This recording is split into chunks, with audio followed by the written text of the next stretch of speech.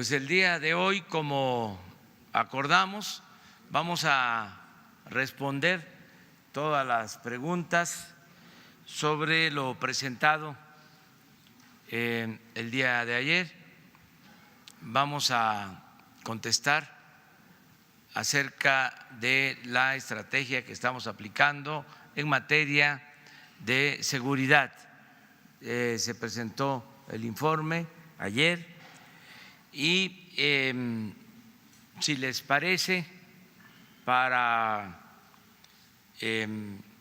atender bien todas las dudas, podemos llevar a cabo dos sesiones, una en donde pueda yo contestar todas las preguntas de ustedes primero relacionado con esto y con todo en general, y termina esa ronda, me permiten que yo me retire porque tengo que salir a San Luis Potosí. Vamos a una gira a San Luis y a Zacatecas el día de hoy y tengo que estar abordando como a las 8:10 y no me pueden esperar ni debe de darse mal ejemplo. Es un avión de línea comercial, ya no hay avión presidencial, entonces tengo que apurarme, pero nos da tiempo para todo, hay tiempo. Entonces, les decía, terminamos la primera sesión, se cierra la ronda, me tengo que ir y se quedan los integrantes del Gabinete de Seguridad para dar respuesta amplia a todos los temas, si les parece. ¿Estamos de acuerdo así? En esta ocasión, por la cuestión del tiempo, vamos a estar en Los Ramones, en San Luis Potosí, y vamos a estar en Pino, Zacatecas. O sea, son dos hospitales del IMSS Bienestar que vamos a visitar y regresamos en la noche para estar de nuevo aquí con ustedes a partir de mañana. Bueno, si quieren abrimos. Nos vamos, la compañera.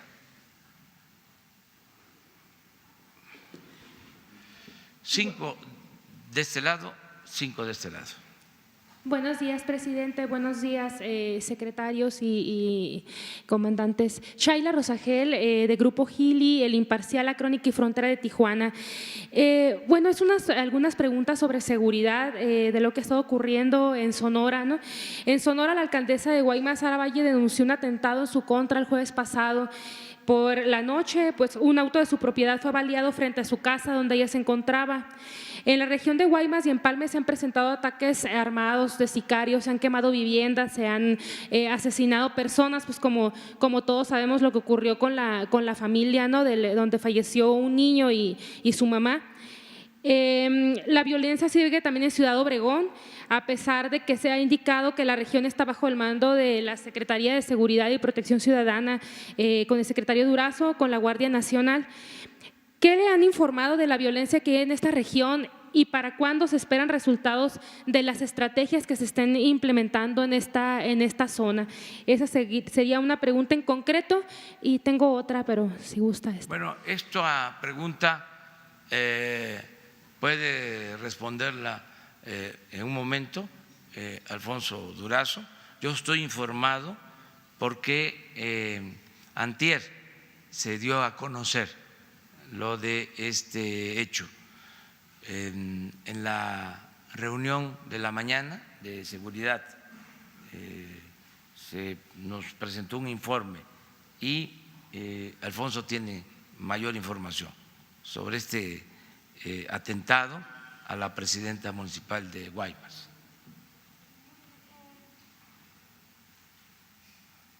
Hay alcaldes y sectores que han hablado del recorte para 2020 al programa de fortalecimiento para municipios, el Fortasec.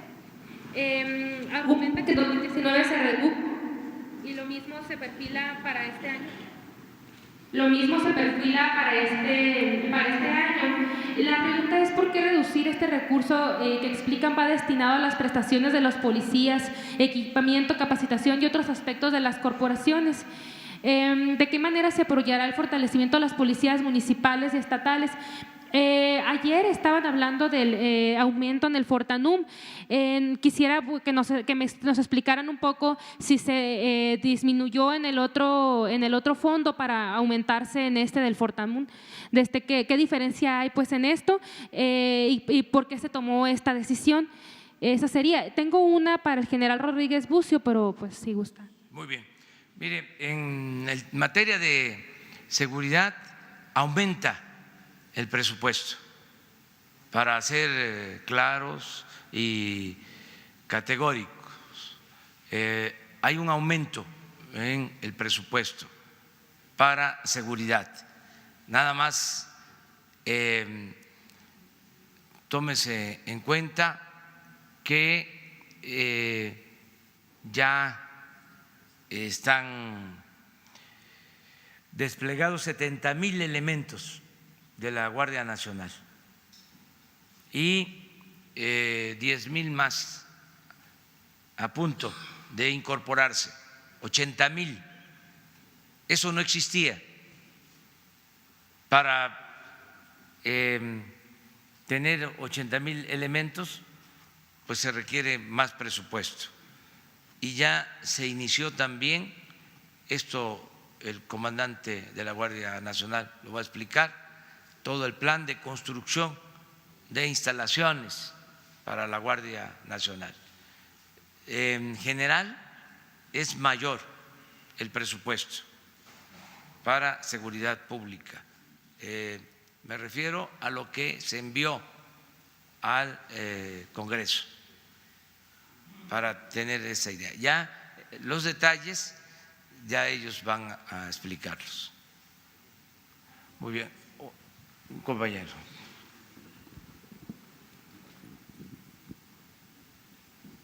Muy buenos días, presidente y secretarios. Ramón Flores, corresponsal de Los Ángeles Press de Guadalupe Lizárraga. Señor presidente, desde su gobierno se ha incentivado a denunciar la corrupción de servidores públicos, pero los denunciantes, en vez de ser reconocidos por su valor cívico, son víctimas de represalias y de campañas de acoso que ponen en riesgo sus vidas. El 5 de marzo del 2019, la doctora Donají Columba Martínez Martínez, subdirectora médico del IMSS del estado de Oaxaca, inició una serie de denuncias por las irregularidades en la Jefatura de Prestaciones Médicas del estado. Una de las más graves es la falsificación y clonación de recetas de fentanilo, que es un narcótico controlado para cirugías mayores. Además, denunció con evidencia videográfica el robo de medicamentos y expedientes en farmacias del IMSS, desfalcos de medicamentos en el Hospital General de la Zona 1 de Oaxaca, el sobreprecio de hasta un 300% en la compra de medicamentos y la contratación de laboratorios por adjudicación directa que no están debidamente registrados ante las autoridades de salud. Incluso la delegada del IMSS, Concepción Rueda Gómez, pretendía obligar a la doctora Martínez a dar atención médica a personas que no son derechohabientes y a otorgar subrogaciones de servicios médicos a familiares de la delegada o personas cercanas a ella. Por todas estas denuncias formalmente sustentadas ante las autoridades del IMSS, se desplegó una campaña de acoso y hostigamiento laboral contra la denunciante y contra quien la apoyara con testimonios y evidencias. Por estos hechos también puso una queja ante la Secretaría de la Función Pública, ante la CNDH, a la Fiscalía General de la República, al director general del IMSS, Zoé Robledo Aburto. Incluso le envió un escrito a usted, señor presidente, el día 26 de junio del 2019, pero hasta ahora el acoso y las irregularidades en el IMSS continúan. Presidente, mi pregunta es, ¿ha considerado medidas de prevención contra represalias para quienes denuncien actos de corrupción de servidores públicos o cómo estimular esta práctica cívica?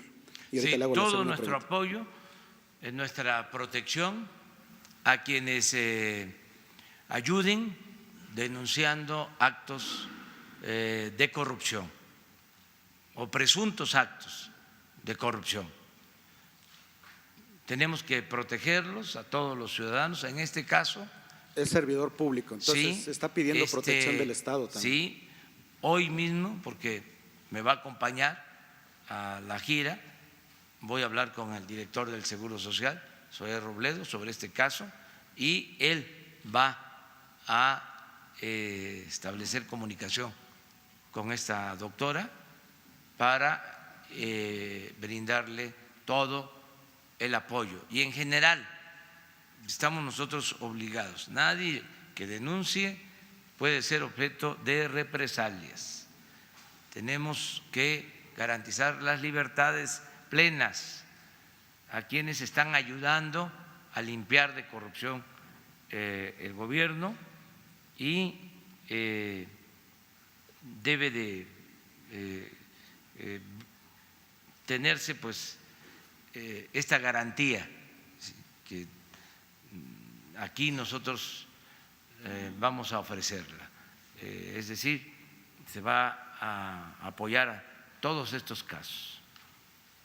Presidente, mi segunda pregunta es, ¿hay una preocupación legítima del pueblo mexicano por combatir la corrupción y la violación de derechos humanos, pero el miedo a las represalias que van desde el ciberacoso, la criminalización de los denunciantes y amenazas de muerte impide avanzar en las denuncias por una parte, pero por otra, una vez que se hacen las denuncias, estas quedan paralizadas por la sobrecarga de trabajo en la gestión pública? Un ejemplo, la Secretaría de Gobernación, que no ha logrado intervenir en casos específicos de fabricación de culpables que hemos denunciado aquí, en los que ya se tiene recomendación de la ONU, como es el caso de George Curry Layún y de algunos presos de Atlacholoaya. Mi pregunta es, ¿cómo está respondiendo su gobierno a esta situación, señor presidente? Gracias. Pues estamos trabajando todos los días para que haya justicia, y acerca de estos casos Alejandro Encinas les va a informar de cómo vamos. Vamos con una compañera allá.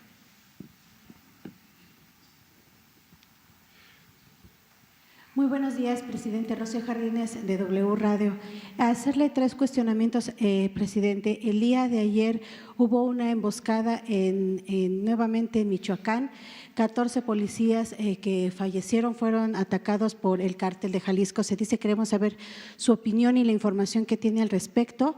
También quisiera preguntarle, presidente, si usted tiene alguna información. Hubo un reportaje nuevamente que se difundió el día de ayer por Carlos Loret de Mola, donde se habla de una red de corrupción que se dio a destacar por audios que se dieron en el gobierno de Enrique Peña Nieto, y donde se habla de una triangulación de recursos, que hubo mucha corrupción, y que incluso está involucrado, además de Emilio Lozoya, está involucrado el exsecretario de Energía, Pedro Joaquín Codwell. Quiero saber su opinión al respecto, si tiene información sobre esto y si van a actuar. Y también, presidente, preguntarle, hay información de que el dengue pues sigue mal en el país, que se está creciendo en nuestro país, está haciendo presencia ya 250% el incremento de este mal en algunos estados de nuestro país, sobre todo Jalisco. Gracias. Sí, acerca de lo último, tenemos información que no hay nada extraordinario, que no es algo incontrolable, lo del dengue, y le voy a pedir al secretario de Salud que les informe hoy mismo, porque va también conmigo a la gira, allá con los compañeros de ustedes, le voy a pedir que les informe sobre cuál es la situación del dengue en el país, pero no hay una situación de alarma para tener esto en claro, porque estamos recorriendo el país, yo estoy visitando todos los pueblos. Eso es lo importante de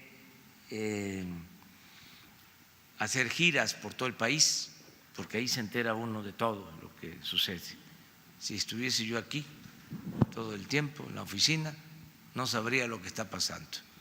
Entonces sí, hasta les puedo decir que está afectando en algunas partes de Veracruz el dengue, en otros estados. No tenía el reporte de Jalisco, por ejemplo, pero hoy mismo se informa. Lo de Michoacán, que es muy lamentable, esta emboscada a policías estatales en Aguililla. El secretario de la Defensa les va a informar el día de hoy sobre este tema. Sobre las grabaciones que se están difundiendo sobre corrupción en el caso de Pemex en la pasada administración, el pasado gobierno, pues es lo que ya se sabía, es casi de dominio público. No sé por qué ahora se extrañan y se rasgan las vestiduras. Sí, la política que se ha impuesto desde hace 36 años, la llamada política neoliberal, su propósito pues es robar, saquear, y nada más porque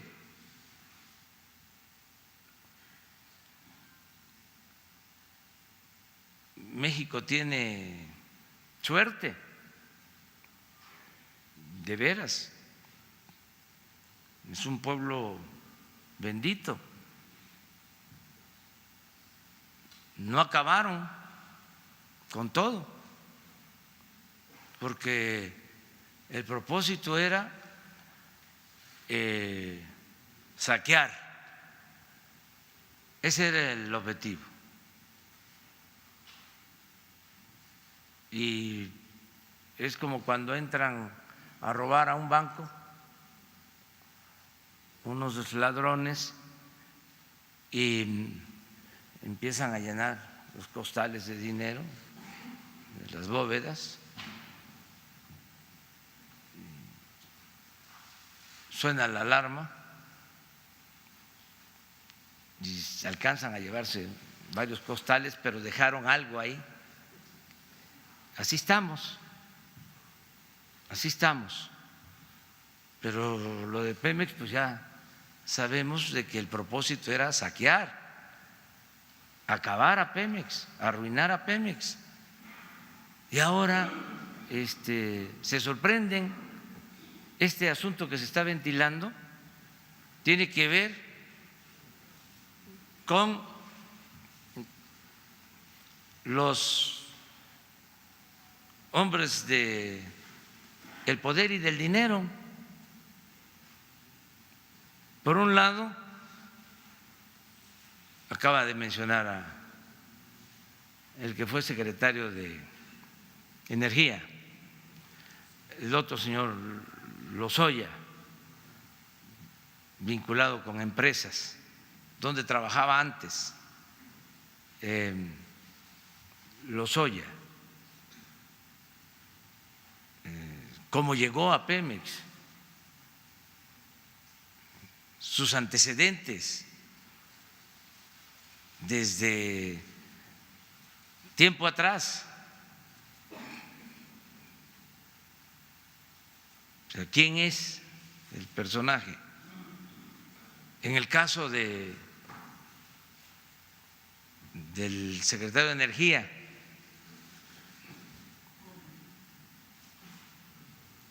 ¿de dónde viene? El dueño de una de estas empresas involucradas, Oro Negro, ¿quién es? Creo que su papá fue secretario de Hacienda o algo así. Y todavía los conservadores dicen que para qué la ley de austeridad y que cómo es que va a quedar prohibido de que después de 10 años, o mejor dicho, después de haber trabajado en el gobierno, no van a poder trabajar en empresas privadas en 10 años.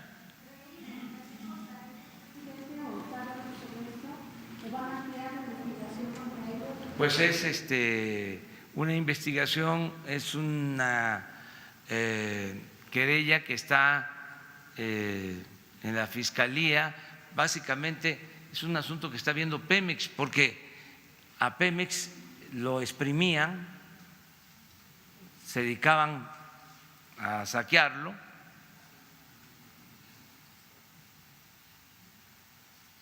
y son problemas entre empresas.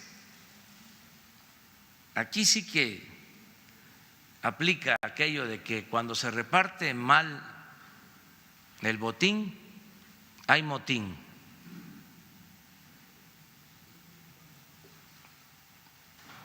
Y pues Pemex se va a defender.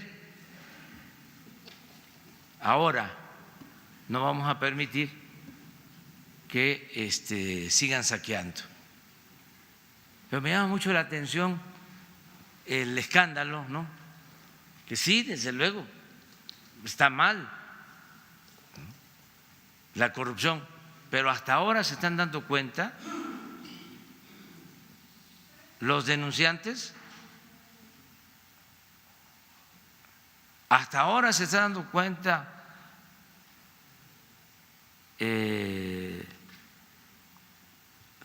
cuenta en el extranjero.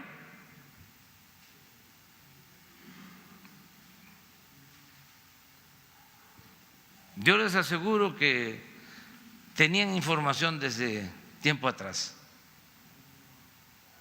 No sé por qué razón ahora está saliendo. Nosotros no vamos a tolerar ningún acto de corrupción. Por eso fue muy importante que llegáramos aquí con el apoyo de los ciudadanos, no de grupos de intereses creados, porque si hubiésemos llegado con el apoyo de la delincuencia de cuello blanco, estaríamos atados de pies y manos, no tendríamos libertad. Entonces, en todo esto, pues se tiene que actuar si hay denuncias y defender a Pemex para que no lo sigan saqueando, que estamos pendientes de eso. Muy bien, vamos por acá.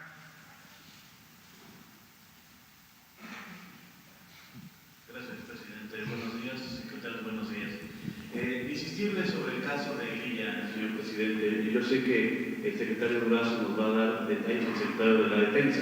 Sin embargo, me gustaría saber, la Guardia Nacional ya está trabajando en esos estados, en el estado de Michoacán. ¿Qué ha pasado? ¿Qué es lo que falta o qué es lo que resta por hacer? Se decía que la gente de ese municipio no había querido hacer convenios de colaboración para que funcionara la Guardia. ¿Es así? ¿Es necesario que haya estos acuerdos o se puede empezar a trabajar para evitar este tipo de hechos? Y ayer también se comentaba por la secretaria Sánchez Cordero que esto ya estaba cayendo, que era normal, que ocurría en varios estados del país. Y cito, el 8 de agosto, la matanza en Uruapan, el 7 de septiembre, lo de Coatzacoalcos, en el bar. Esto de hoy, sí nos estamos normalizando, se está normalizando la violencia, presidente, a pesar de todo el esfuerzo que ayer se detalló aquí sobre el tema de la seguridad, la Guardia Nacional. Ese es un tema, señor presidente, si no usted una opinión de usted. Y sobre lo de Baja California, usted nos comentó la semana pasada que la última palabra respecto a la ampliación o no del periodo del gobernador la iba a tener el Tribunal Electoral. Se llevó a cabo la consulta, al parecer fue mayoritaria acerca de que se amplíe a 5 años el periodo del gobernador. ¿Usted sigue pensando que es el tribunal y no la consulta quien debe determinar el periodo por el que debe de gobernar el señor Bonilla? Mire, acerca de la primera pregunta, es muy lamentable lo que sucedió, no lo deseamos, estamos ayudando a las autoridades locales, en este caso al gobierno del Estado, y vamos a seguir con nuestra estrategia, lo que se planteó el día de ayer, y yo estoy optimista, creo que vamos a lograr la paz en el país, que vamos a lograr evitar estos hechos violentos, que es un proceso, vamos avanzando con mucha firmeza, organizándonos. Esta es una zona violenta y vamos a seguir atendiendo las causas que originan esta descomposición social. Para nosotros es muy importante el que haya bienestar, que se pueda conseguir la paz con justicia y también con eficiencia en la actividad de protección a los ciudadanos, con la Guardia Nacional y con buena coordinación con los estados, y evitando también el que la autoridad se mezcle con la delincuencia, procurando que no haya contubernio y que las bandas de delincuentes no tengan protección de las autoridades.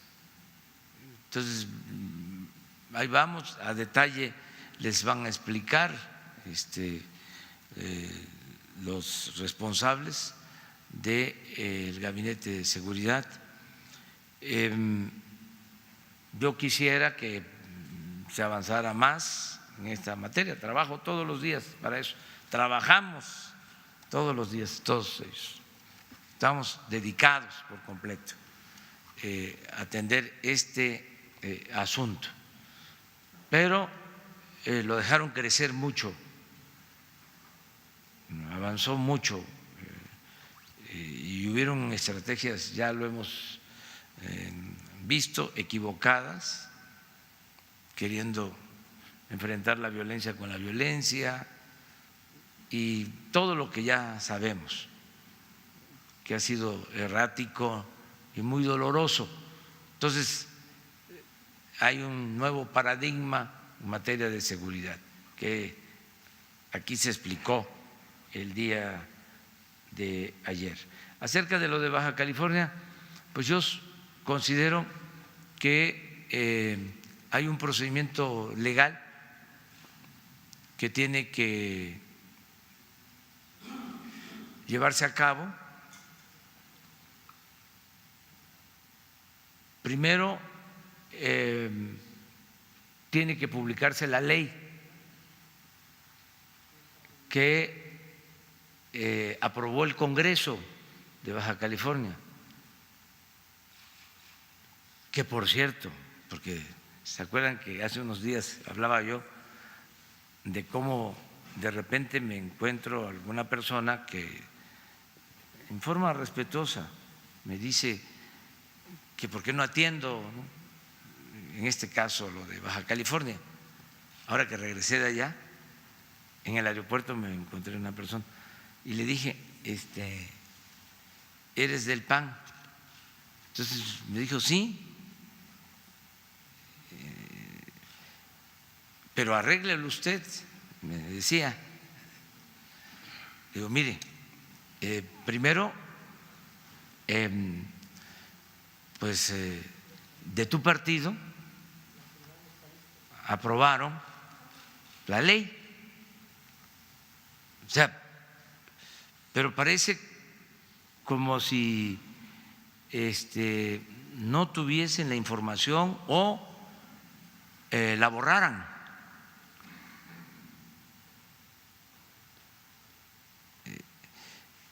Entonces, digo, primero eso. Sí, pero usted arréglelo.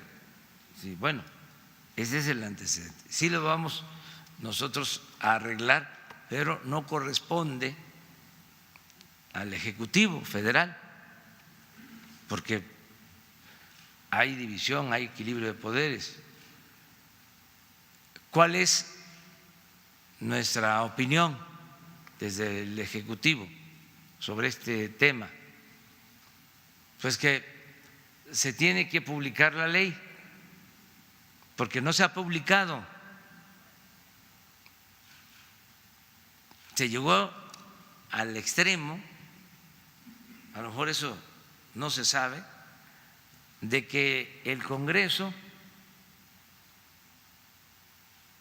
o algunos diputados, porque tampoco hay que generalizar, dijeron que no se publicaba porque no la encontraban. Es decir, que se le traspapeló. Pero fíjense, son chicanadas. O sea, sin lugar a dudas, porque al momento que se publique la ley, se va a poder impugnar. Y al impugnarse la ley, tiene que ir a la Suprema Corte y ahí se va a resolver. En definitiva, pues ese es el planteamiento que hicimos. Puse hasta un texto, un mensaje en mi Face y en el Twitter planteando esto. Pero imagínense para los conservadores y su hipocresía, ¿cómo era antes? Por eso cada vez que sale un tema de estos, aprovecho para recordar, porque de veras hay una epidemia no de dengue, de amnesia. Hay amnesia colectiva.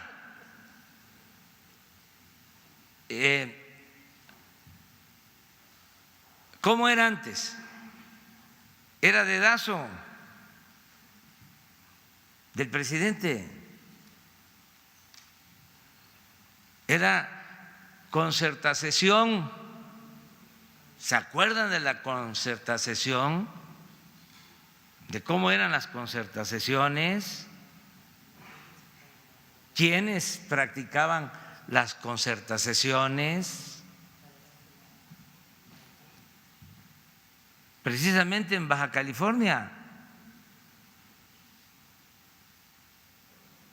Fíjense, porque esto es ilustrativo, porque estamos como en una etapa en donde hay que decir: el rey va desnudo,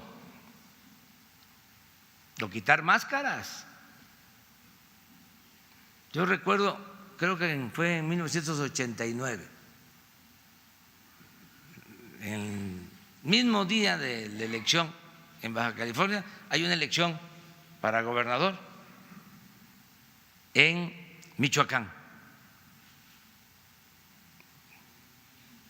El régimen contra un partido opositor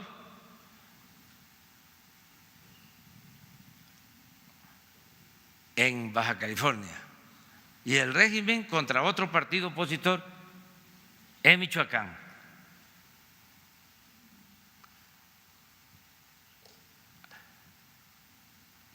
En el caso de Baja California no se le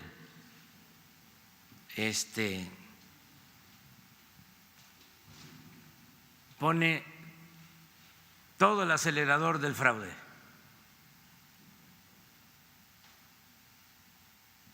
Y gana el partido opositor. Baja California. No estoy diciendo que no haya ganado, sino que hubo línea para no aplastar con el fraude. En cambio, en Michoacán, la decisión fue aplastar.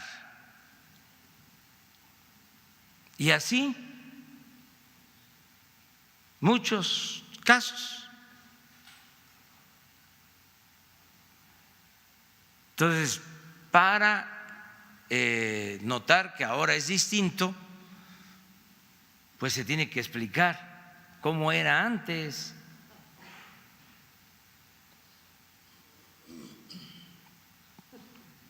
Lo que consideramos nosotros es que primero tiene que haber un auténtico Estado de Derecho, que no había, era un Estado de chueco.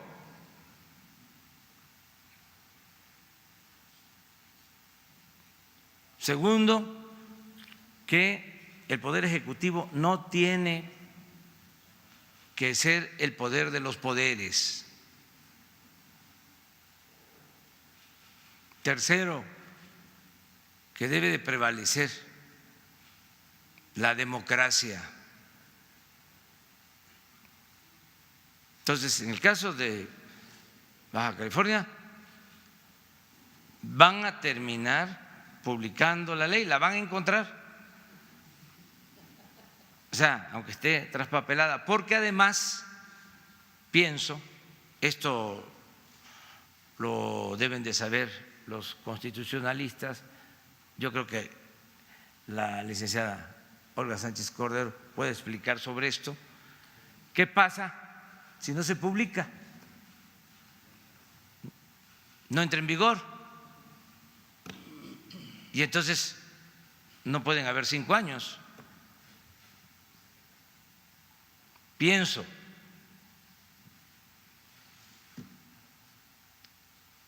de modo que hay que esperar a que se termine con este proceso. Muy bien.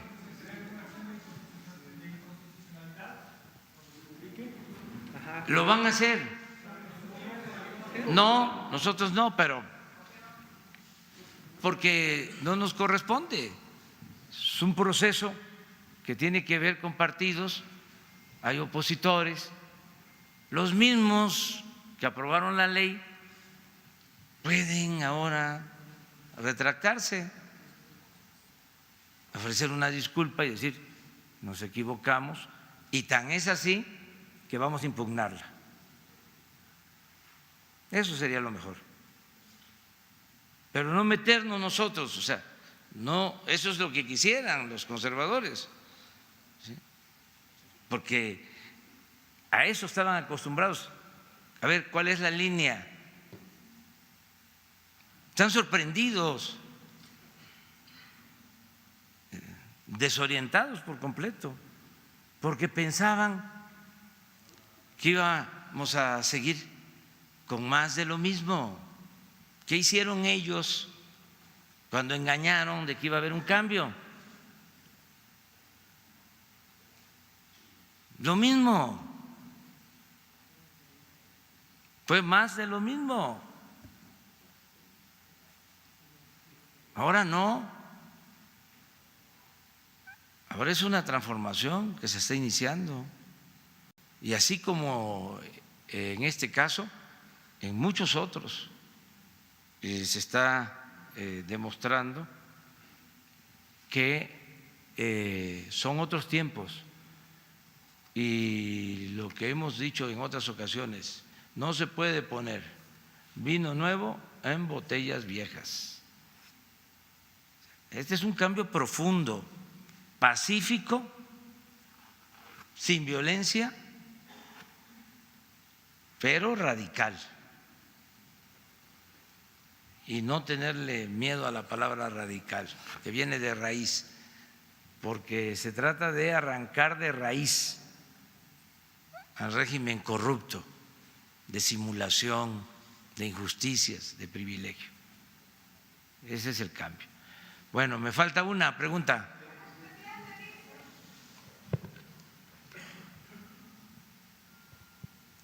Gracias, presidente. Buenos días.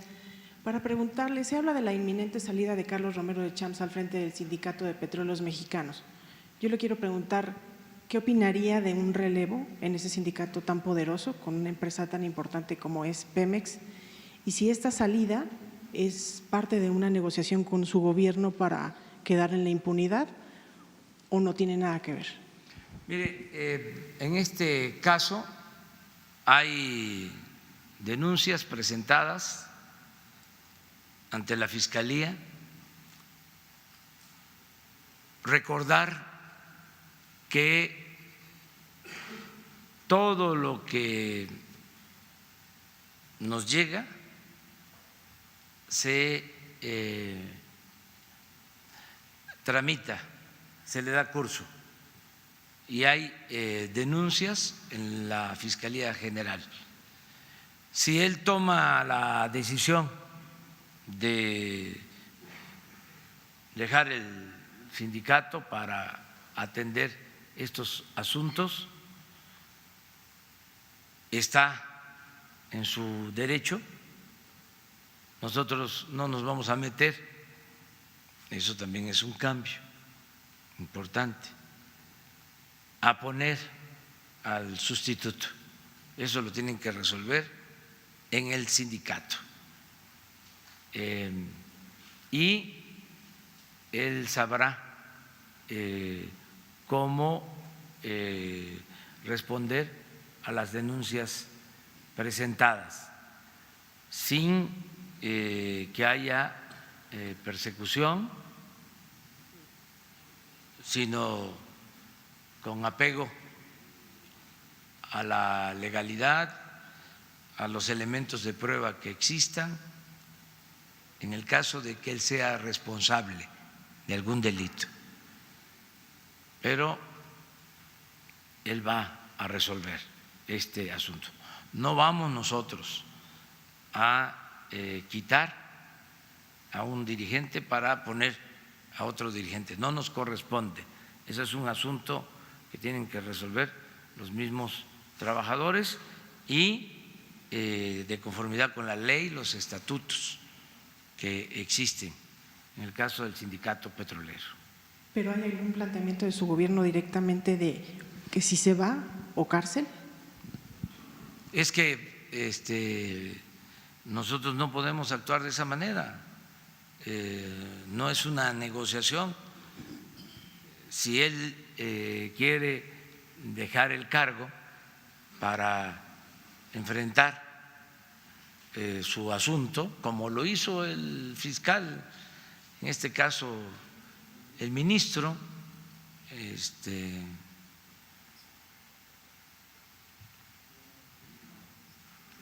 Medina Mora, ¿sí? Igual, ¿sí? Hay denuncias, ellos ven en la fiscalía si van a resultar culpables, si se van a consignar esas denuncias al juez. Yo pienso que el que tiene una denuncia de este tipo y al mismo tiempo está a cargo de un sindicato, tiene esa responsabilidad, o un servidor público, lo mejor es no involucrar a las instituciones, que se asuma de manera personal y se resuelva. Y que nosotros no estemos imponiendo, o sea, a quién va a quedar. Hay ahora, afortunadamente, un nuevo marco legal en lo laboral que establece procedimientos democráticos en la elección de dirigentes, el que haya voto libre, secreto, directo de los trabajadores para elegir a sus representantes. Entonces, vamos a esperar qué sucede sobre este caso. Y finalmente preguntarle, presidente, sobre la preocupación de algunos gobernadores que se sienten solos en el combate contra la delincuencia en función de un cambio en la estrategia que es menos letalidad. Lo hemos visto en estados como Michoacán o Guanajuato, donde las policías estatales al final sufren el impacto de la presencia de los grupos criminales, pero no sienten el respaldo necesario de la Federación o de la Guardia Nacional. Todo nuestro apoyo sin letalidad. Es decir, nosotros no podemos ajusticiar ni podemos masacrar. Eso que se hacía anteriormente no va a llevarse a cabo nunca. No se puede enfrentar la violencia con la violencia. Entonces, hay muy buena relación con los gobernadores y la verdad, yo no he escuchado esto, o sea, a lo mejor lo han declarado, ¿sí? Pero a mí no me han dicho, oiga, hay que barrer y hay que escarmentar como era antes. Eso ya no, eso ya no. O sea, la paz, la tranquilidad son frutos de la justicia, ¿sí? No vamos nosotros a utilizar la misma estrategia. Me tengo que ir, si no, no llego. Bueno, pero ahora sí, miren, aquí el coordinador del Gabinete de Seguridad. Gracias. Por favor. Muy bien, gracias, presidente. Gracias, presidente. Buen viaje. Está en el límite para llegar al aeropuerto, así es que nos quedamos los integrantes del Gabinete de Seguridad para dar respuesta a todos los cuestionamientos. Si me permiten, iniciaría dando respuesta a algunos de los cuestionamientos que ya quedaron ahí pendientes, ahora que estaba el señor presidente aquí con nosotros. Primeramente, en el caso de Sonora, una precisión: no queda el mando de los cuerpos de seguridad bajo el mando de la Secretaría de Seguridad y Protección Ciudadana.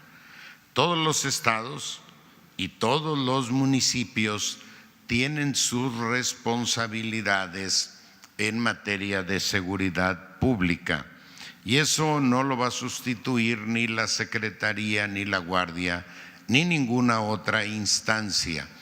Lo que cambia es que ya no estamos echándonos la bolita unos a otros en virtud de que el problema de seguridad pública es de naturaleza municipal, estatal o federal. En virtud de la dimensión del problema, estamos todos juntos, todas las instancias corresponsabilizadas, atendiendo el problema como uno de Estado, con una visión de Estado. Esto significa que nos asumimos involucradas todos los niveles de gobierno, y todos los poderes. En ese sentido, asumimos la corresponsabilidad de apoyar a los estados y municipios. En este caso, en el caso de Sonora, específicamente, estamos apoyando al municipio de Hermosillo, Guaymas, Empalme y Obregón. En estos específicamente hay mandos incluso propuestos bien por el Ejército o bien por la Marina. El objetivo del cambio de mandos es garantizar primeramente que el mando policial está comprometido exclusivamente con la ciudadanía y que no hay absolutamente ninguna complicidad con los grupos criminales que operan en la entidad. A partir de ahí inicia un proceso de depuración de los cuerpos municipales para garantizar que todos sus integrantes tienen igualmente un compromiso exclusivamente con la ciudadanía. Y en el caso de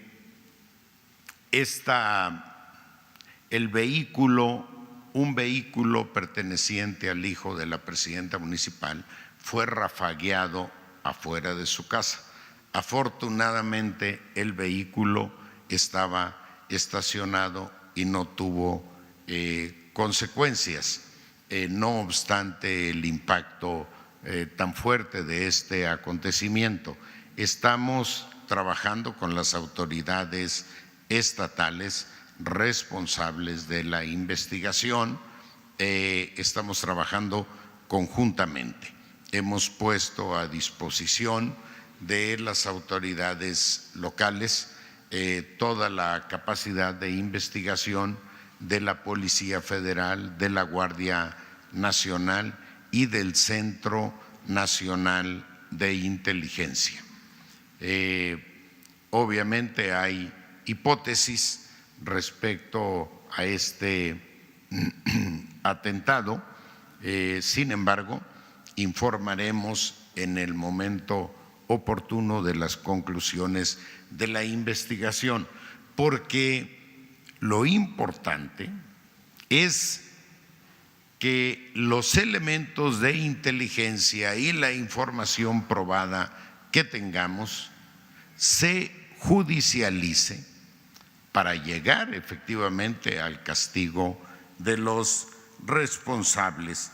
Y una cosa similar sucede en el caso de Aguilillas, Michoacán.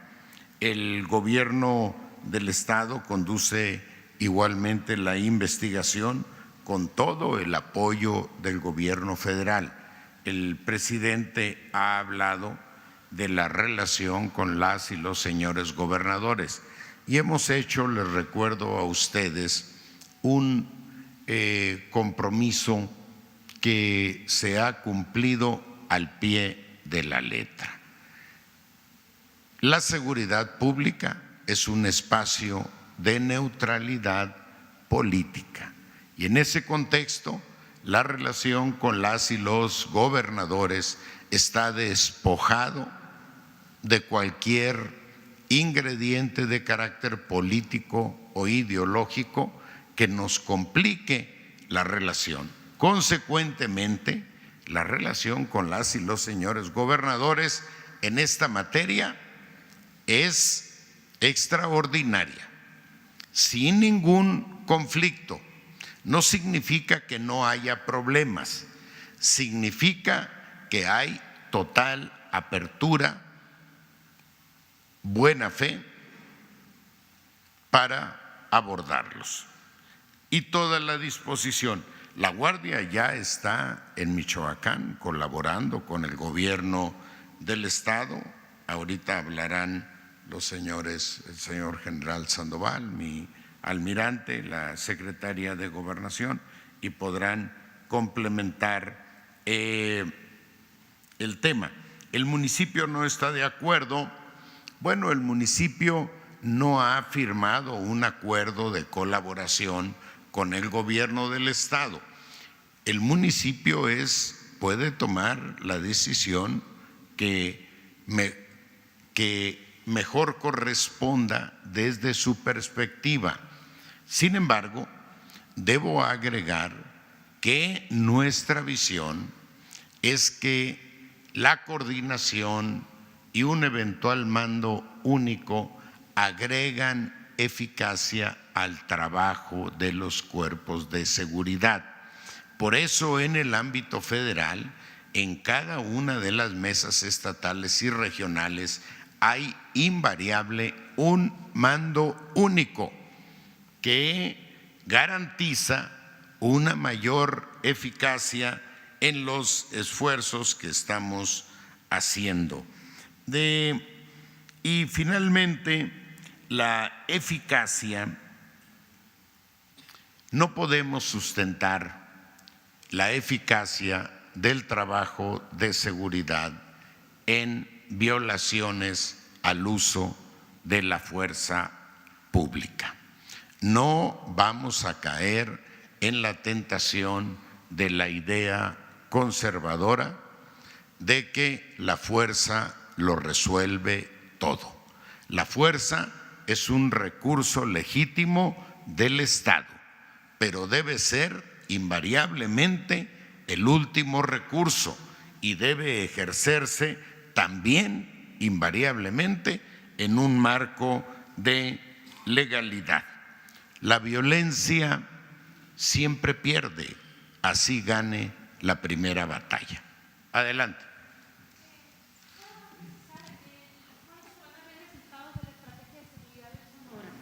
Ya podemos ver que está disminuyendo estos ataques, estos crímenes que se están cometiendo allá, como asesinatos, lo que ocurrió con la familia. Bueno, efectivamente en Sonora, en los últimos tiempos, ha habido un incremento relevante en la violencia, se ha recrudecido la confrontación entre organizaciones criminales que buscan el control del territorio o bien la administración de rutas para el trasiego de drogas. Sonora, como otros estados fronterizos, es una ruta de paso muy importante tanto para migrantes como para el trasiego de droga. Estamos trabajando con las autoridades estatales y esperamos lograr pronto reducir este pico de violencia que se ha presentado en el estado, que no solo es un pico, sino que además esta violencia ha tenido un impacto mediático relevante en virtud de las características con las que se ha expresado.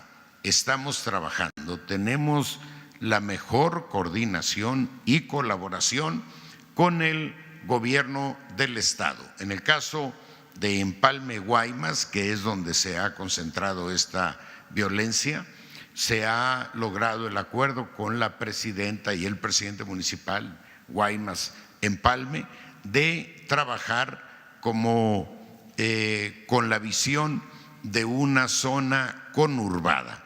Consecuentemente, se ha nombrado un solo mando para las fuerzas municipales, un mando que coordina a los secretarios de seguridad de ambos municipios. Este mando es recomendado por la Secretaría de Marina y le tenemos absolutamente toda nuestra confianza, y es el responsable de iniciar este proceso de depuración de los cuerpos municipales que, según información de inteligencia, pudieran tener compromisos o vínculos con el crimen organizado y facilitar con ello todo lo que hoy sucede en Sonora, acá y luego por acá.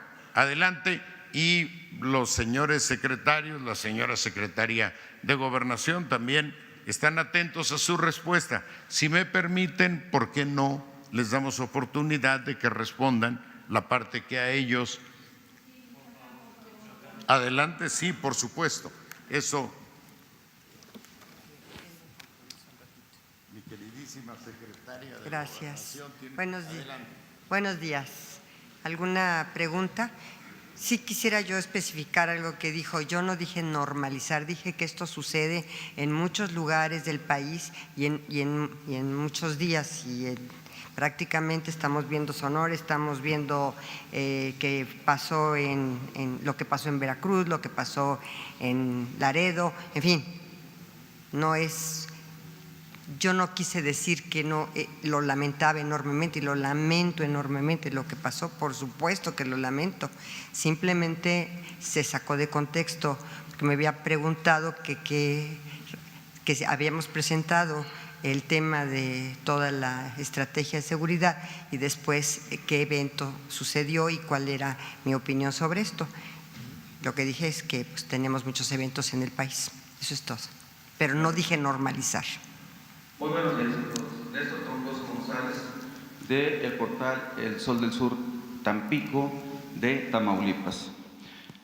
Antes que nada, pues agradezco la oportunidad y tengo aquí preguntas acerca de lo que está sucediendo en Tamaulipas, específicamente hacia el centro del estado, en donde toda una comunidad está secuestrada prácticamente. Pero aquí se ha mencionado una situación que prevalece, que es acabar con la impunidad. Mas aquí en este caso estoy viendo, por ejemplo, que el policía federal de nombre Lázaro Jiménez García, el día 31 de mayo, entrega a un periodista y defensor de los derechos humanos al crimen organizado y es transmitido a través de redes sociales sin que esto haya sido sancionado a la fecha o se le haya abierto por lo menos una carpeta de investigación a este policía. Es un comandante, por cierto, de la Policía Federal. El día 4 de julio secuestran a miembros de la Guardia Nacional, miembros del crimen organizado de la localidad de Hidalgo, Tamaulipas. Es transmitido también a través de redes sociales. El comandante del 77 Batallón, de nombre Enrique Rangel Carvajal, supuestamente lo rescata, pero primero se pone a las órdenes de quienes lo llamaron para que diera un informe de qué estaban haciendo ahí los miembros de la Guardia Nacional. Y él inclusive menciona a través de redes sociales que no volvían a entrar a menos que lo permitieran. Posteriormente, cada que esta comunidad que está secuestrada, que es del ejido Buenavista, donde hay niños, mujeres, ancianos, privados de la libertad, sin el acceso a la alimentación, a la educación, a la electricidad, al agua, o sea, violando todos sus derechos humanos, solicitan el apoyo de este batallón, nunca acuden, no acude ninguna autoridad en su auxilio. Mas, sin embargo, cuando es llamado por personas que son los agresores de esta comunidad, hacen acto de presencia de manera inmediata. Es muy visible la impunidad que existe de estas autoridades. No se diga de las policías estatales. Hay un comandante por ahí de nombre Guadalupe Pineda Soto también, que prácticamente hasta anda de chofer de las personas del crimen organizado. ¿Sí?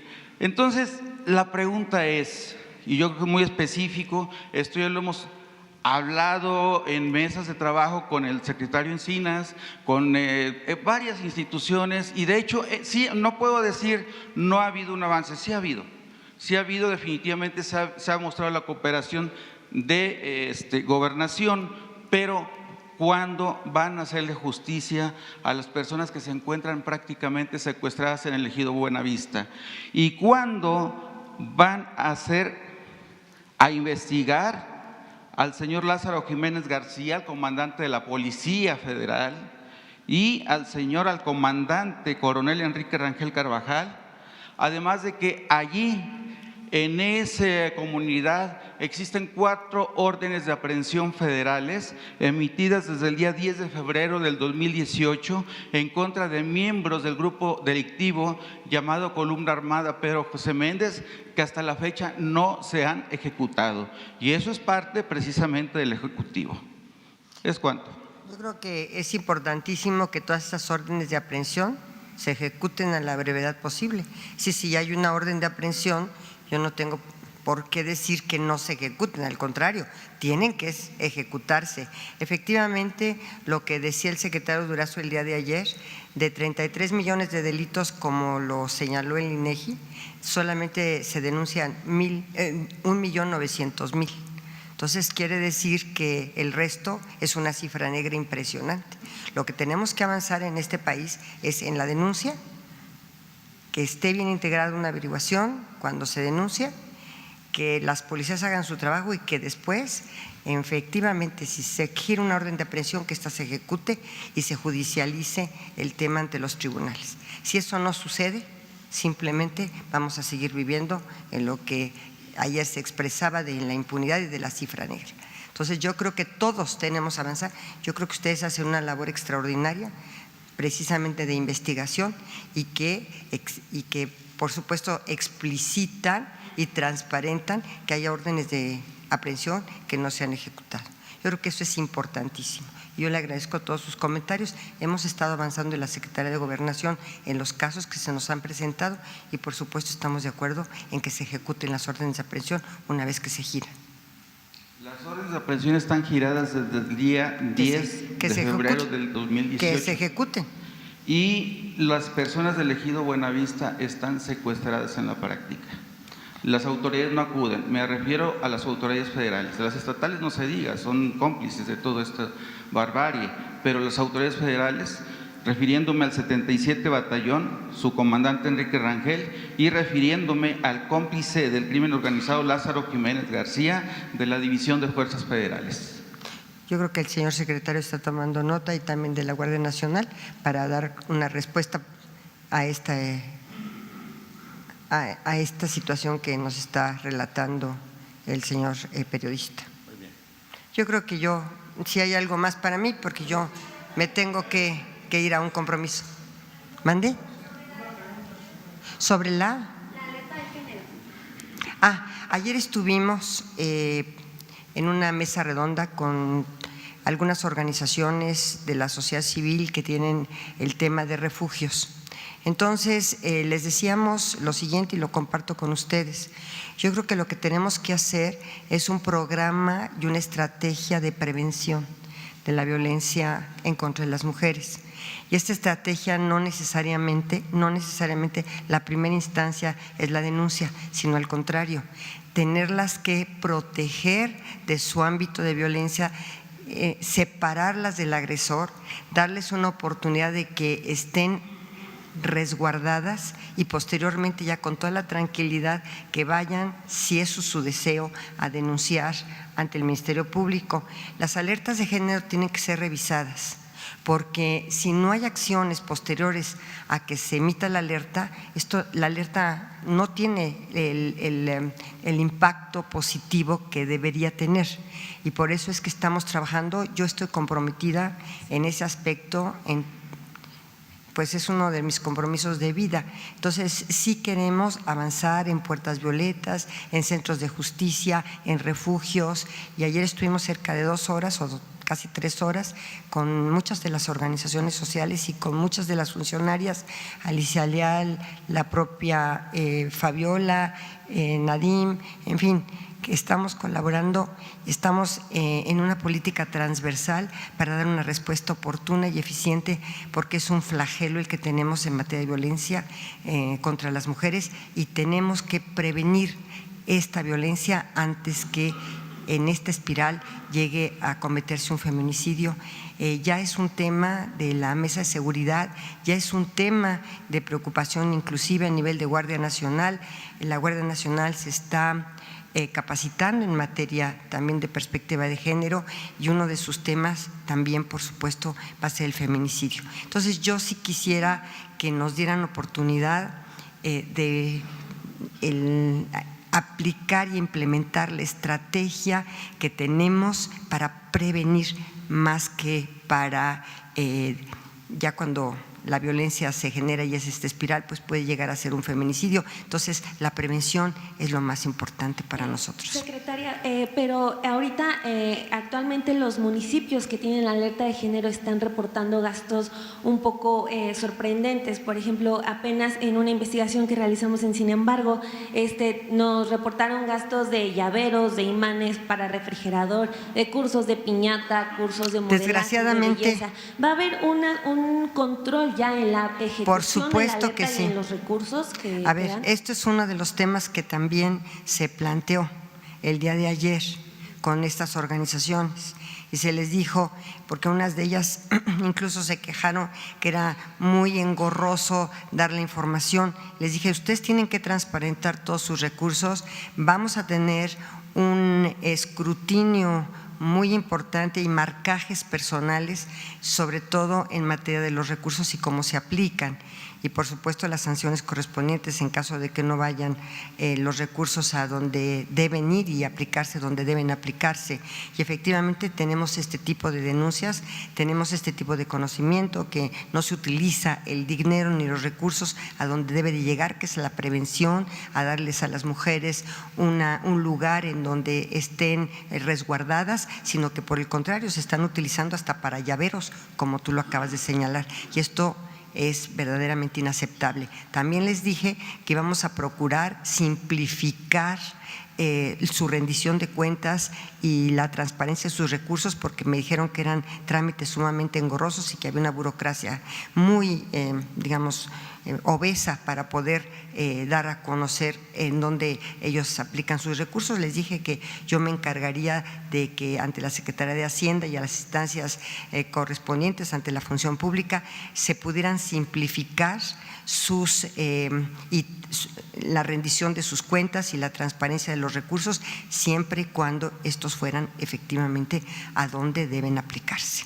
Hay municipios que han reportado que en los últimos 2 años no han recibido ni un solo recurso para mitigar la alerta. ¿Estaríamos hablando de que hay dinero perdido etiquetado para ¿Hay dinero para los refugios? La respuesta es sí, hay dinero. Fue una instrucción del presidente. Recordarán aquí que él se comprometió también con el tema de los refugios, que es uno de los grandes temas para evitar la violencia y para que la mujer se sienta segura y resguardada. Perfecto, gracias. Sí.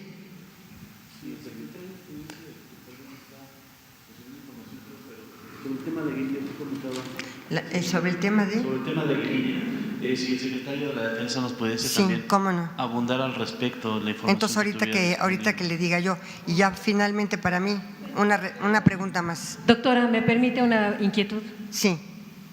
Rocío Méndez, Noticias MBS. ¿Cómo estás? Como usted sabe, bien, doctora, gracias. El día de ayer comenzó esta evaluación en el Comité de Derechos Humanos de Naciones Unidas de 6 países, incluido México, al respecto de una serie de asuntos que tienen que ver con los derechos humanos, incluida la seguridad. En ese sentido, ¿con qué documentos, con qué argumentos, con qué avances llega el Gobierno de México en materia de derechos humanos? Y segundo, está muy contenta la señora Rosario Ibarra de que le han dado este reconocimiento con la medalla que otorgan los legisladores. Sin embargo, ella lo primero que pide es que le den razón de su hijo Jesús. Y en ese sentido, si acaso este gobierno ya estaría en condiciones de darle una certidumbre de qué fue lo que pasó con este joven que se le vio por última vez a los 19 años en el caso de su familia y de México. Y en ese sentido también Rosario Ibarra pide que haya un trabajo mucho más concreto con los desaparecidos. Son 2 inquietudes que le ruego, por favor. Yo creo que en materia de desaparecidos estamos muy comprometidos. Yo quisiera que Alejandro Encinas también hablara de cómo está funcionando la comisión de búsqueda, y desde luego a mí también me dio muchísimo gusto que se la dieran a ella la medalla, y por supuesto es una reivindicación por parte del Estado mexicano el reconocerla a ella como una luchadora incansable buscando a su hijo durante toda su vida. Entonces yo creo que en ese sentido soy muy empática y aparte estoy muy contenta que a ella se lo hubieran otorgado. Por otra parte, lo de los desaparecidos, sí, ustedes han visto que la prioridad del señor presidente es precisamente la búsqueda, primero con vida, Eso quiero decirlo, y después, obviamente, la búsqueda de las personas desaparecidas que hemos estado encontrando en las fosas y que ha sido un programa que Alejandro Encinas y Carla Quintana han estado muy comprometidos constantemente y permanentemente. Y yo creo que vamos a dar unos muy buenos resultados a las Naciones Unidas, sobre todo los programas que hemos hecho.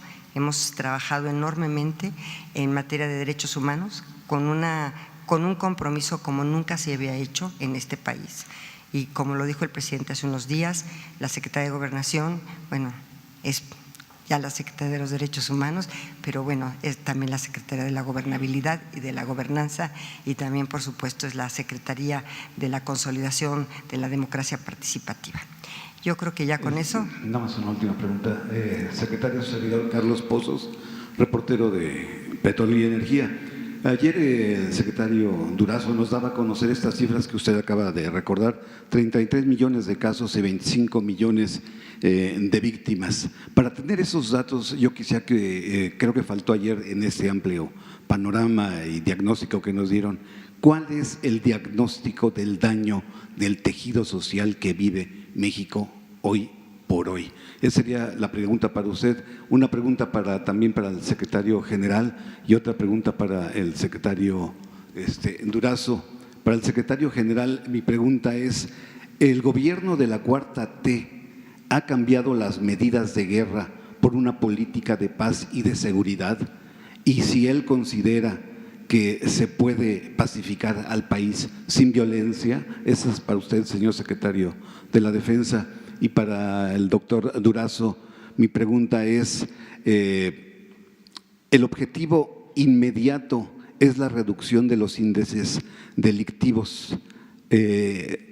Doctor Durazo, ¿tendrá una fecha fatal que fijar para que los mexicanos podamos tener resultados tangibles y claros en este combate?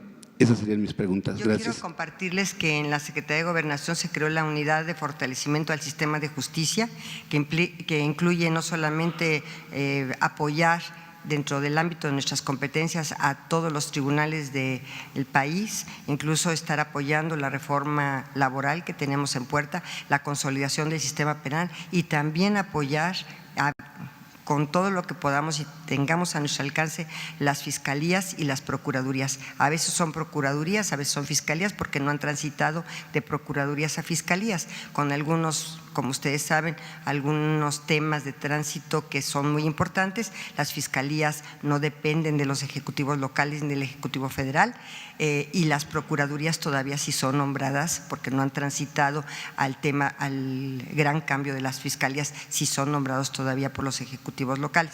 Entonces, esta es la diferencia, le decía yo a Alejandro, porque me la preguntó, dije, es que transitará la fiscalía, ya es una fiscalía autónoma, nombrada por el Congreso, con 2/3 partes y además con determinadas características de autonomía e independencia, incluso del propio Ejecutivo local. Las procuradurías, como ustedes saben, los procuradores sí eran nombrados por los titulares de los ejecutivos, tanto locales como el federal. Entonces, es ese tránsito, por eso hablo a veces de procuradurías y a veces de fiscalías, pero estamos empeñados en el fortalecimiento de las fiscalías, en el fortalecimiento de las procuradurías, si hay procuradurías, porque yo creo que tenemos un déficit enorme en materia de procuración de justicia en nuestro país. Es precisamente ahí el eslabón donde está más débil el sistema de justicia, en la materia de la procuración, en la integración de averiguaciones previas o de carpetas de investigación adecuadamente, que a veces están sumamente débiles, y ya cuando se presentan ante el juez, pues no hay materia para poder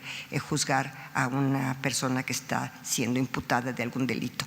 Por eso es que yo creo que es importantísima esta unidad y tenemos que seguir adelante. Hemos también revisado algunos casos, tenemos 1,200 casos que se nos han presentado en esta unidad para ser revisados, de personas que están, digamos, manifestando que ha habido fallas en el debido proceso y que están injustamente privadas de su libertad.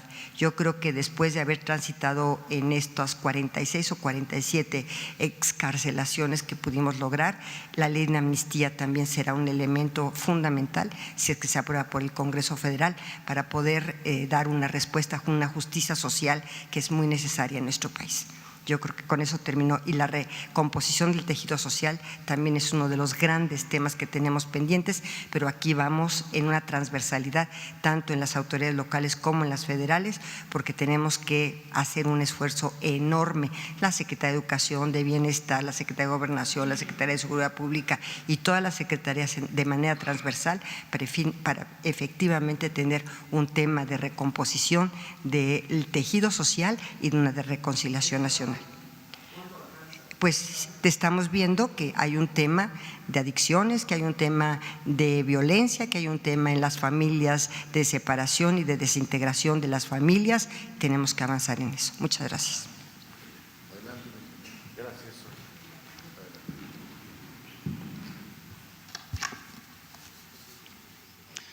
Muy bien, en relación a lo que se había preguntado anteriormente, se había cuestionado sobre la construcción de instalaciones de la Guardia. En el presente año se consideraron para la construcción de 81 instalaciones, dando prioridad a 3 estados que son Guanajuato, Jalisco y Michoacán.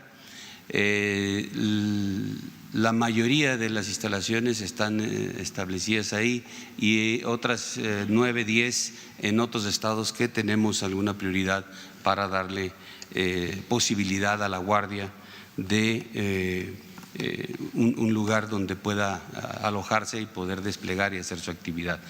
Las iniciamos aproximadamente en el mes de mayo, las construcciones, por el proceso que llevó de los recursos, pero esperamos que en el mes de diciembre estar concluyendo estas instalaciones.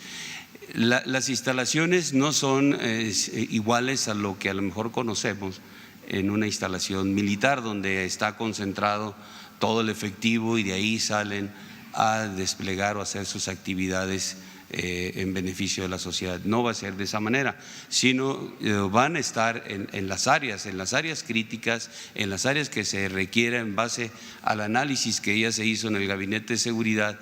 Ahí se van a construir, van a hacer construcciones donde van a estar inicialmente entre 120, 150 hasta 200 hombres desplegados y ahí haciendo sus actividades. Posteriormente podremos incrementarlas. Inclusive en estas instalaciones se están considerando en algunas de ellas la construcción de unidades habitacionales para que el personal de la Guardia esté ahí con sus familias en el área que dentro de la coordinación regional que les corresponda tengan un área donde está considerada su familia y puedan estar pues cercanos a ellos cuando están descansando o haciendo otra actividad que les permita precisamente estar con ellos.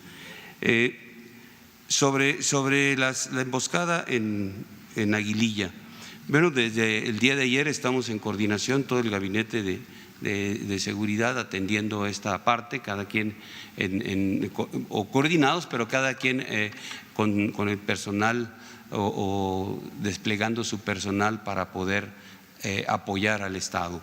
Desde el día de ayer, por parte de la Secretaría de la Defensa, se reacondicionó el dispositivo que está ahí en Michoacán.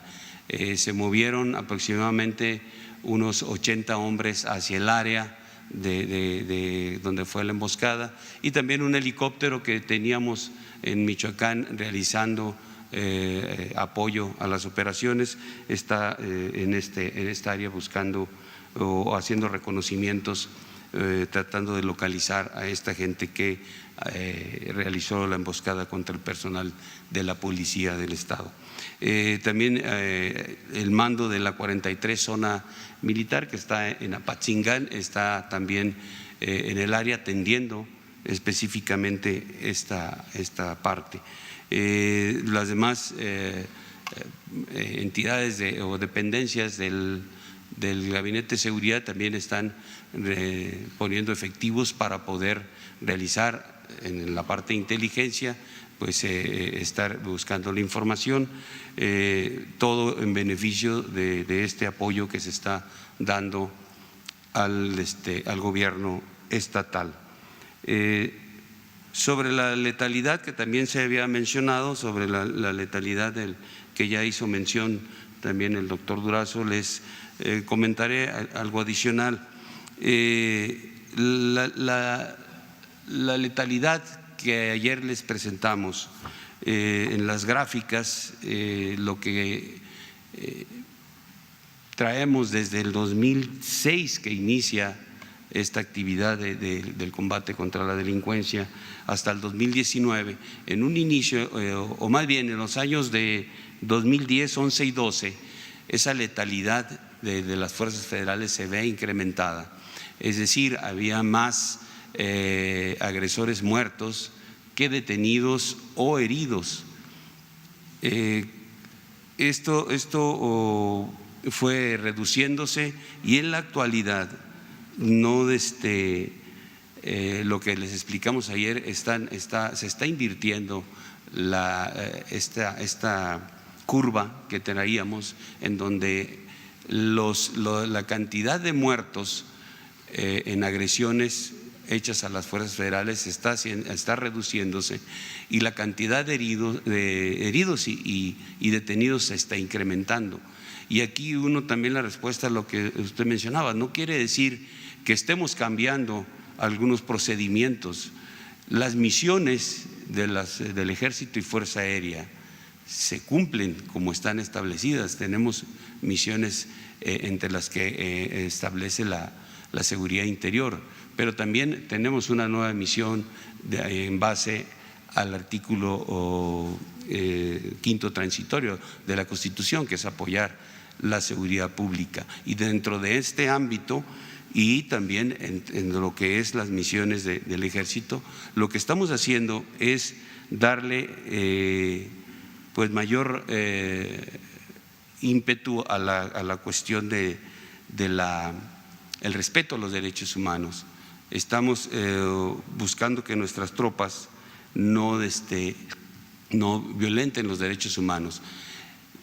La letalidad se puede identificar que está unida al adiestramiento que tenemos, que es un adiestramiento que se le damos a la gente cada año o cada 6 meses si es que podemos, pero este adiestramiento, este equipamiento, esta disciplina que tienen es lo que les permite hacer bajas en la gente que los agrede, pero siempre tienen presente el respeto a los derechos humanos. De ahí que tengamos más detenidos o heridos.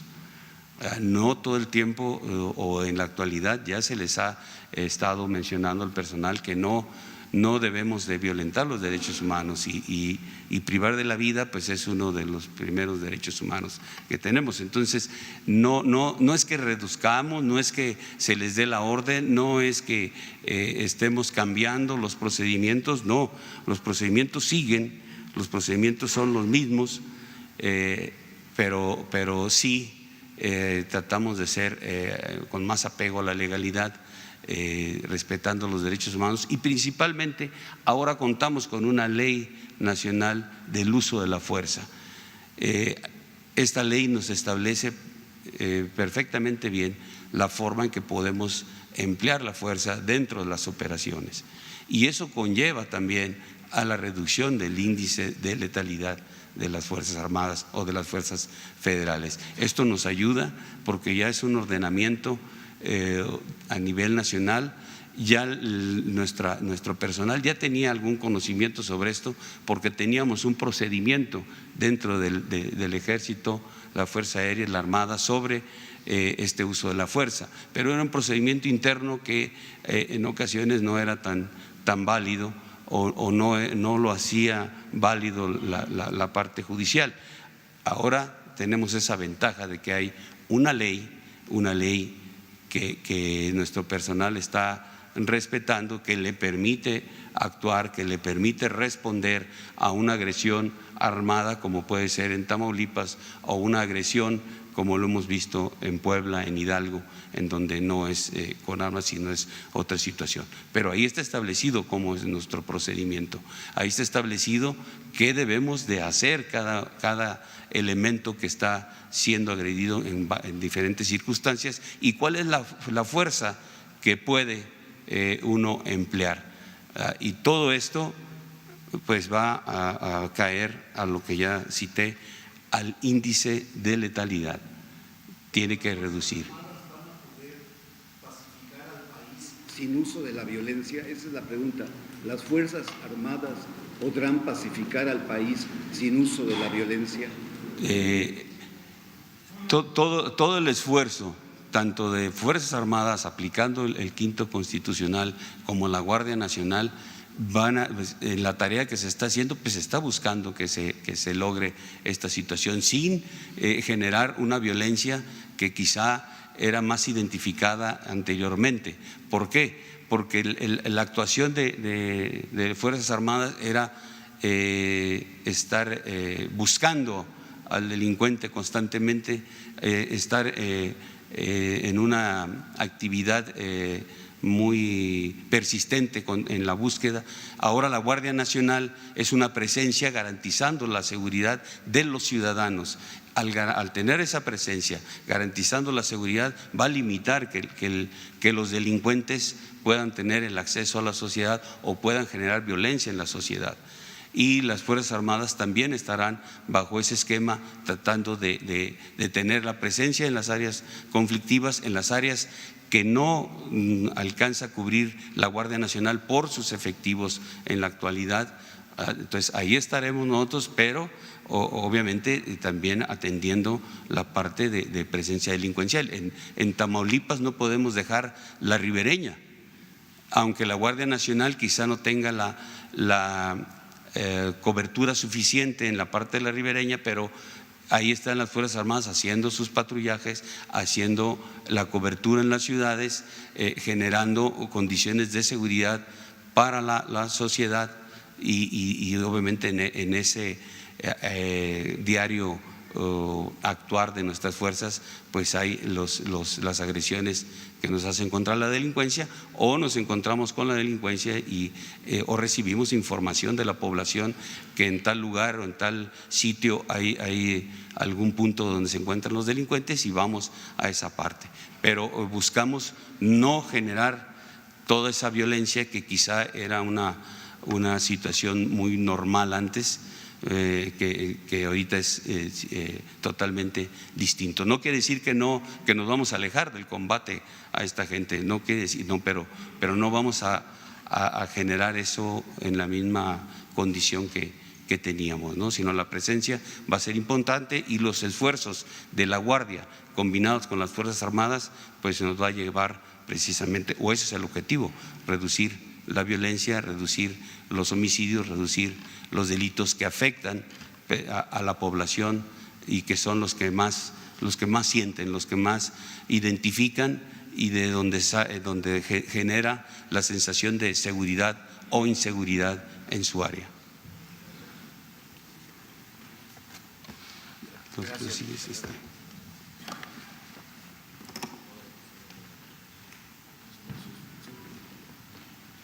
Nada más con respecto a la Secretaría de Marina, en el ámbito que preguntaron sobre Guaymas y Empalme, ahí en Guaymas y Empalme se nombraron secretarios de seguridad ahí a 2 elementos de la Armada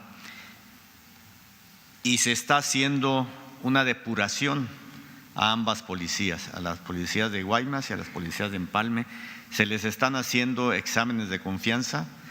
No traigo el dato exacto aquí, pero sí los que no están pasando los exámenes de confianza no están saliendo a la calle. Esos se quedan ahí en sus oficinas, no están haciendo labor policial, no se les puede dar de baja, es un trámite un poco complicado, pero de que se está actuando, se está actuando. Desgraciadamente, la delincuencia cuando suceden ese tipo de cosas que se les aprieta por un lado, pues ellos le buscan por otro lado.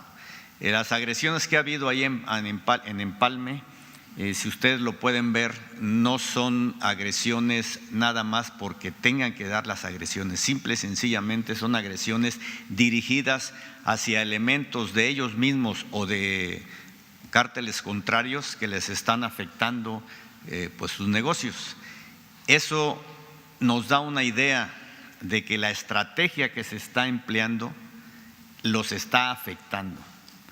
Entonces ellos tienen que reaccionar de otras maneras. Desgraciadamente esa es su forma de actuar, su forma de pensar. Es muy difícil que tengamos una cobertura al 100%, no lo podemos hacer, en ninguna parte de ningún país lo puede hacer. Entonces sí quiero que entiendan que sí estamos trabajando, el esfuerzo que estamos haciendo es mucho. Tenemos a nuestro personal empleado en cuestiones de seguridad para darle apoyo a la sociedad. No es que estemos nosotros, como decía ahorita usted, que si podemos resolver la violencia o nosotros, las Fuerzas Armadas con violencia, las Fuerzas Armadas no emplean la violencia. Las Fuerzas Armadas emplean las estrategias, emplean el entrenamiento, simple y sencillamente para defenderse de los agresores. Nosotros no somos los violentos. Muchos hablan de que las Fuerzas Armadas son muy violentas, o muchos hablan que cuando las Fuerzas Armadas salieron a la calle se recrudeció la violencia. No es cierto. Las Fuerzas Armadas respondemos a las agresiones de la delincuencia organizada. Eso es lo que quiero que entiendan, por favor. ¿Qué se está haciendo, por ejemplo, para frenar si se están… No le… A ver. Perdón. Si se están atacando entre las mismas bandas criminales, ¿qué se está haciendo para frenar pues el ataque contra las familias? Es decir, o sea, estamos viendo en Sonora que son los hijos, son las esposas las que están muriendo en estos ataques, ¿no? Como el niño que murió quemado vivo y su mamá también se murió y la niña que está muy grave. Y pues aquí mismo se acaba de hablar de que fue el auto del hijo de la alcaldesa que fue rafagueado. ¿Qué se está haciendo para frenar este tipo de violencia pues que está afectando a hijos, esposas, a las familias directamente? Bueno, miren, creo que lo pueden ver, lo pueden constatar en muchas agresiones donde han sufrido familias, hijos, esposas, hermanos, etcétera. Es parte de la delincuencia organizada, que ellos mismos se atacan, afectan a sus familias. ¿Qué podemos hacer nosotros las Fuerzas Armadas? Difícilmente puedo responderles esa pregunta. Lo que estamos haciendo de una manera, empleando mucha cuestión estratégica, empleando la inteligencia para de una u otra manera tratar de evitar eso. Pero es muy difícil evitar que si un cártel se ve afectado por otro cártel, que tratemos de evitar que entre ellos se maten, es muy difícil. Y hoy en día lo que están haciendo ellos es afectando a las familias, pero a las familias de entre ellos mismos. Entonces es muy complicado. Espero que entiendan que no es una labor única de las Fuerzas Armadas. Para tener la tranquilidad en este país debemos de cooperar todos los ciudadanos. Eso es lo que quiero que entiendan, no nada más nosotros, todo es Fuerzas Armadas, no, tenemos muchos problemas. Hay un rompimiento en la cuestión social muy difícil, que debemos de apoyar todo el mundo. Ustedes a través de sus comunicados, no darle mucha creencia o mucha credibilidad a todo lo que sacan ellos a través de sus pancartas, a través de sus mantas que dejan ahí, que lo único que hacen es, por un lado, la prensa los exalta y por otro lado, mucha parte de la sociedad cree que lo que están diciendo ahí es cierto y sin embargo no es cierto. Esto de la paz en México es de todos, no nada más de las Fuerzas Armadas. Todos debemos de cooperar. Gracias. Gracias.